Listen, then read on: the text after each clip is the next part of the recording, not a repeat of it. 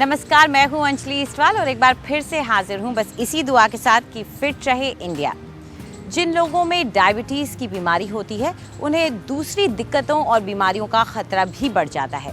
ऐसी ही एक प्रॉब्लम है न्यूरोपैथी। क्या होती है ये और कैसे इससे बचा जाए, ये बता रहे हैं हमारे डॉक्टर। आमतौर पे 50% के आसपास लोग जो हैं उनको डायबिटीज़ का पता ही तब चलता है जब पाँव में जलन, दर्द, नमनेस होती है। तो डायबिटीज न्यूरोपैथी एक कॉमन प्रेजेंटेशन है डायबिटीज़ के डायग्नोसिस की। डायबिटीज़ में अनफॉर्चुनेटली कोई तकलीफ ही नहीं होती। तकलीफ तब होती है जब कोई कॉम्प्लिकेशन हुई। तो डायबिटीज न्यूरोपैथी दो तरह की होती है मेनली। तीसरी है, उसको ऑटोनोमिक न्यूरोपैथी कहते हैं। एक है पेनफुल पेरिफेरल न्यूरोपैथी कि खास करके रात में जैसे जलन वगैरह, इरिटेशन, बर्निंग और कई बार बड़े ज़ोर की दर्दें होती हैं। दिस डिपेंड्स ऑन कि कितने सालों की डायबिटीज़ है। आमतौर पे 5 साल के बाद ही पता चलता है इन कॉम्प्लिकेशन का। तो ये डायबिटीज न्यूरोपैथी जो एक तरह की कॉम्प्लिकेशन है डायबिटीज़ की, और इसमें नर्व जो हैं वो ख़राब होनी शुरू हो जाती हैं। और जब नर्व बिल्कुल ख़राब हो जाती है तो सेंसेशन ही ख़त्म हो जाती है। तो डायबिटीज न्यूरोपैथी को सीरियसली लेना चाहिए, खास करके जब नमनेस हो, जब एबनॉर्मल सेंसेशन हो, और ख़ास करके पाँव में। जो दूसरी है वो है मोटर न्यूरोपैथी, जो मसल वगैरह कमज़ोर होने शुरू हो जाते हैं, मसल वेस्टिंग भी शुरू हो जाती है। तीसरी है ऑटोनोमिक न्यूरोपैथी। नर्व 3 तरह की होती हैं, मोटर, सेंसरी और तीसरी ऑटोनोमिक। जैसे हम सांस अपना भी लेते रहते हैं, हार्ट अपना बीट करता रहता है, इंटेस्टाइन अपना भी मूव करती रहती हैं। जब ये पकड़ी जाती हैं आमतौर के पेट की होती हैं। तो किसी को गैस्ट्रिक डिस्टेंशन, किसी को डायबिटिक डायरिया जिसको कहते हैं, और डायबिटिक कॉन्स्टिपेशन, ये सारी कॉम्प्लिकेशन, या किसी का हार्ट रेट तेज़ हो जाना या स्लो होना, ये सारी डायबिटिक ऑटोनोमिक न्यूरोपैथी में आती है। तो ये ऐसी चीज़ें हों तो आदमी को सोचना चाहिए कि हो सकता है कि डायबिटीज न्यूरोपैथी हो। न्यूरोपैथी की दिक्कत से ही जुड़ी कुछ डाइट टिप्स दे रही हैं हमारी न्यूट्रिशनिस्ट। डायबिटिक न्यूरोपैथिक एक कंडीशन है जो कि क्रॉनिक डायबिटी मिलाइटिस से फॉर्म होती है, जिसमें बहुत ज़्यादा डाइट रेस्ट्रिक्शंस में ध्यान देना चाहिए, जो कि आपकी किडनी पे लोड दे। ऐसे वाले खाने आपने कम खाने चाहिए। जैसे छोटी छोटी चीज़ें, आप अपना सॉल्ट इंटेक को कम करें, आप अपना पोटेशियम और फॉस्फोरस की मात्रा कम करें। फॉर एग्जांपल आपका केला हो गया या आपके क्यूकम्बर्स हो गए।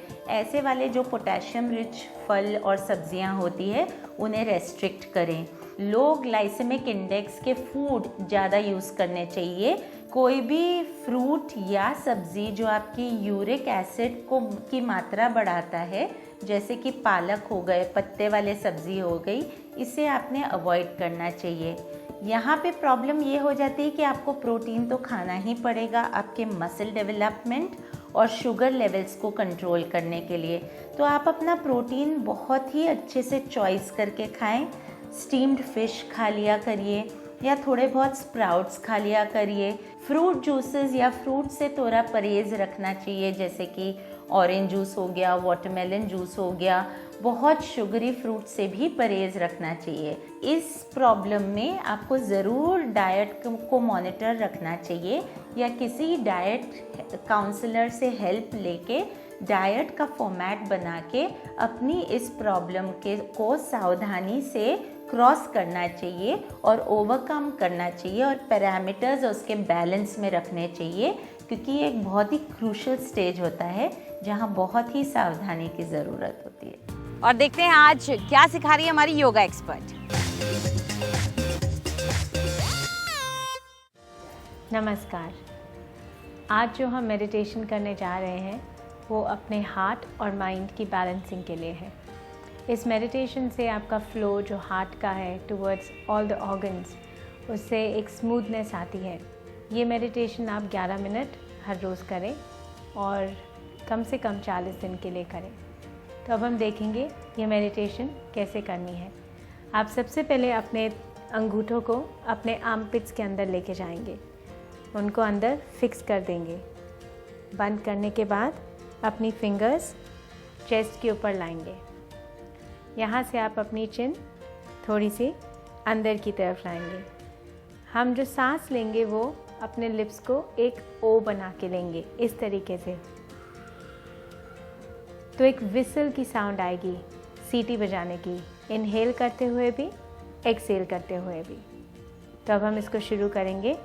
और आप इसको 11 मिनट तक करेंगे।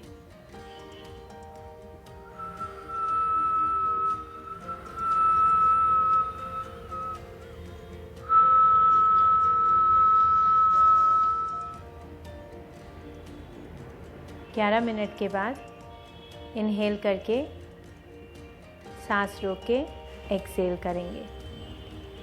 जब आप ये ब्रेथ करेंगे, जब आप अपने इनहेल और एक्सेल करेंगे, इनहेल में मेंटली आप जो साउंड या मंत्र सुन सकते हैं वो है सो, स ओ, सो, SO।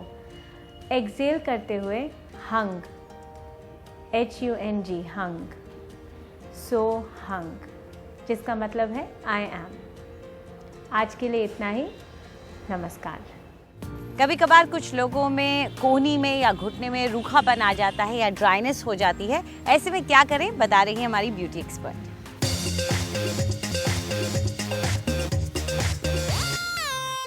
नमस्कार। आज हम बात करेंगे dead, dry and lifeless skin के बारे में, यानी कि वो स्किन जो मैं अक्सर बोलती हूँ निग्लेक्टेड स्किन है। हमारी कोहनियाँ, हमारे घुटने एंड हमारे नकल्स। इसके लिए एक बहुत ही पोषण देने वाली नेचुरल रेसिपी है जो मैं आप आज को बताने जा रही हूँ। इसके लिए हमें चाहिए विंटर फ्रूट यानी कि सेब।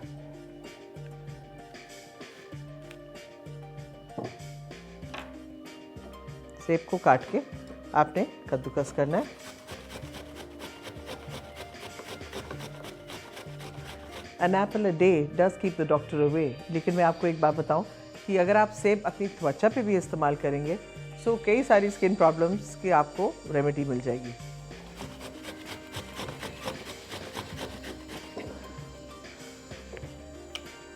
ये एप्पल पल्प आप निकाल लीजिए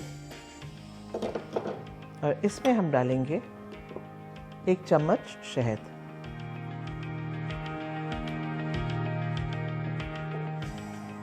And one of the most nicest softening ingredients, glycerin, 1 चम्मच। अक्सर ये घुटने और एल्बोज एंड नकल्स बिल्कुल ही बेजान हो जाते हैं, और जब भी आपको बाहर जाना हो और समय नहीं है कि आप कोई भी लंबा चौड़ा ब्यूटी रेजीम करें, तो ये बहुत ही बेसिक 3 इंग्रेडिएंट्स को लेके आप इन जगहों को बिल्कुल सॉफ्ट, स्मूथ एंड पोर्सलिन बना सकते हैं। ये देखिए, ये मिक्स हो गया। It actually smells good enough to eat.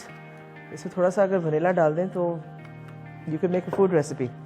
Any how, इन सबको आप लेके you scrub it on to your knuckles, your knees and your elbows. इसको कम से कम 10 मिनट छोड़ के आप ठंडे पानी से धो डालें और आप देखिए कि कितना सॉफ्ट एंड नरिश्ड आपका स्किन लगेगा, as if you had a long spa treatment. And don't forget, जो आप लगाते हैं उसको खाइएगा ज़रूर। See you tomorrow.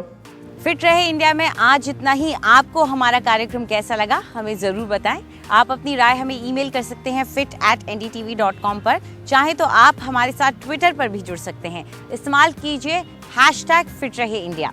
फिलहाल पूरी टीम को इजाज़त दीजिए। नमस्कार।